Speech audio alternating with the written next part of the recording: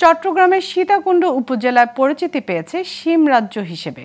ফুলে ফুলে ভরা এক একটি শিমের ঝোপ জানান দিচ্ছে বাম্পার ফলন হয়েছে এবার।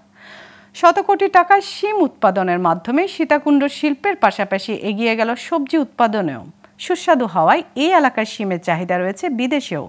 তবে কৃষকদের অভিযোগ সরকারি সহযোগিতা না পাওয়ার আর কৃষকদের পাশে থাকার আশ্বাস দিয়েছে কৃষি বিভাগ। চট্টগ্রাম থেকে গোলাম মাওলা মুরাদের তথ্য ও চিত্রে ডেস্ক রিপোর্ট।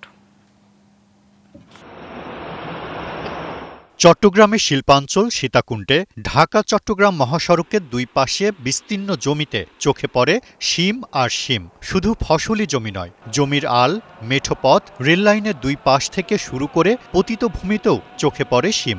বেড়িবাঁধ আর পাহাড়ি ঢাল কিছুই বাদ নেই।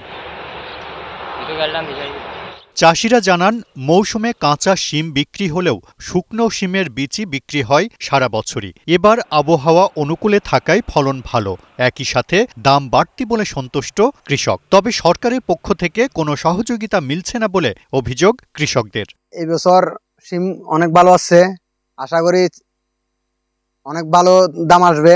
সরকারি গাদা কোনো দিকে হেল্প হয় না, তো নিজেরা যতটুকু পারি তাও নিজেরা করতেছি। কৃষি অফিসারে তো তদন্ত করে দেখে এই যে প্রোগবালাই আই এখন তো সবসময় কৃষকেরা নিজের উদ্যোগে যা কিছু করে, ওষুধ দাবায় যা কিছু লাগে, কৃষি অফিসার তো কোনো সাহায্য করতেছে না। সরকারি ভাবে যদি আরেকটু সাহায্য সহিতে পাওয়া যেত, বীজ নিয়ে সার ফসফেট নিয়ে আরেকটু ভালো হওয়ার আশা ছিল আর কি।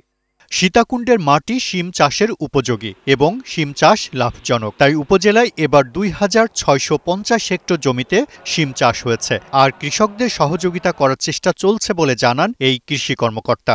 বিভিন্ন সময় আমরা উপর মহলে আমরা আমাদের সিনিয়রদেরকে সবসময় বিভিন্ন মিটিংয়ে আমরা কিন্তু প্রস্তাবনা দিয়ে থাকি, আমাদের জন্য সকল কৃষক সহযোগিতার আওতায় আসে, সুযোগ সুবিধার আওতায় আসে।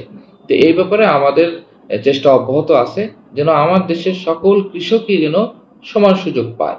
কৃষি বিভাগ জানায়, এবার সীতাকুণ্ডে ফলন হবে 100 কোটি টাকার 47,000 টন শিম। Global television news desk.